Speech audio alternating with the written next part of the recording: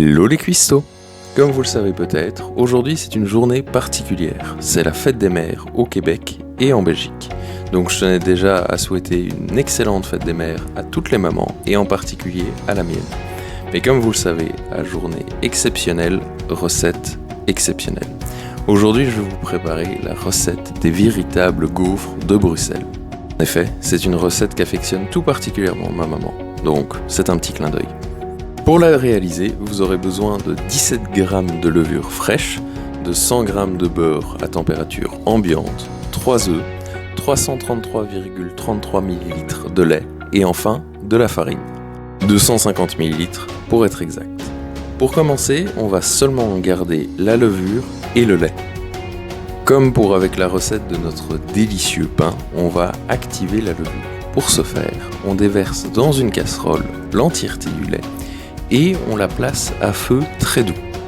On désire obtenir du lait tiède, mais pas trop chaud, sous peine de réduire à néant les effets bénéfiques de la levure.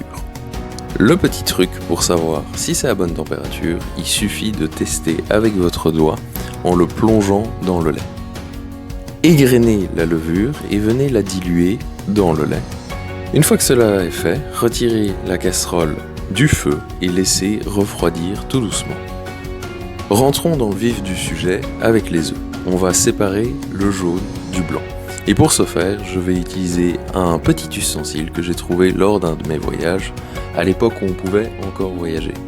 C'était en Grèce, mais je sais qu'on peut le trouver sur certains sites chinois bon marché tels que AliExpress ou Wish. Il suffit de casser l'œuf dedans et attendre que le blanc s'écoule. Et le test n'a pas été très concluant, donc j'ai préféré utiliser la méthode classique parce que l'autre prenait beaucoup trop de temps. Retirez les échalages, mettrez un peu de sucre et puis on va venir battre le tout fermement en neige. Si tu es resté jusqu'ici, je propose de t'abonner en activant les notifications si ce n'est déjà fait, de liker la vidéo et de la commenter afin de me donner ton ressenti, ça m'aiderait grandement. On change de récipient et cette fois-ci, on se munit de celui qui contient la farine dans lequel on va venir déverser le lait avec la levure. On mélange une première fois et ensuite, il vous suffira de rajouter les jaunes d'œufs mais également le beurre fondu. J'ai dit beurre fondu, mais ça peut être beurre mou, donc à température ambiante. Mélangez bien entre chaque étape. Et voilà, comme vous le voyez, maintenant c'est le tour du beurre, on mélange bien et tout sera parfait, il ne restera plus qu'un seul élément à rajouter. Si vous avez bien suivi, vous savez qu'il s'agit des blancs d'œufs. Au moment de l'incorporation, il faut bien faire attention afin de ne pas les casser. C'est très important afin que la pâte soit bien aérée. Laissons maintenant le temps à la levure d'agir, 45 minutes, donc vous recouvrez le bol avec un chiffon et vous mettez ça dans une pièce avec pas trop de courant d'air. Un peu plus tard, préparez votre gaufrier, donc il faut bien le préchauffer et afin que les gaufres n'adhèrent pas trop au moule, venez les graisser. Moi j'utilise du beurre parce que je suis un fervent défenseur du beurre, mais vous auriez pu utiliser un peu d'huile végétale.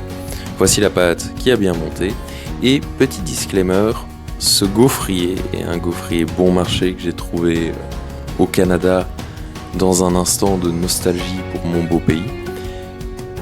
Mais comme vous le remarquez, l'aspect des gaufres a été un petit peu impacté. Mais le goût, elles-mêmes, elles sont vraiment délicieuses et je vous recommande cette recette. Et voici le résultat final. Bon, après cette vidéo test, je peux que vous déconseiller d'acheter à la fois ce gaufrier, mais aussi cet ustensile pour séparer le blanc du jaune de l'œuf. Personnellement, je déguste mes gaufres de Bruxelles avec du sucre impalpable, c'est délicieux, vous pouvez rajouter de la chantilly ou des fruits entiers. Mais également, on pourrait imaginer manger ça avec du délicieux sirop d'érable. J'espère en tous les cas que cette recette vous aura plu, sinon une très joyeuse fête à toutes les mamans. On se retrouve bientôt pour plein de nouvelles recettes et d'ici là, prenez soin de vous.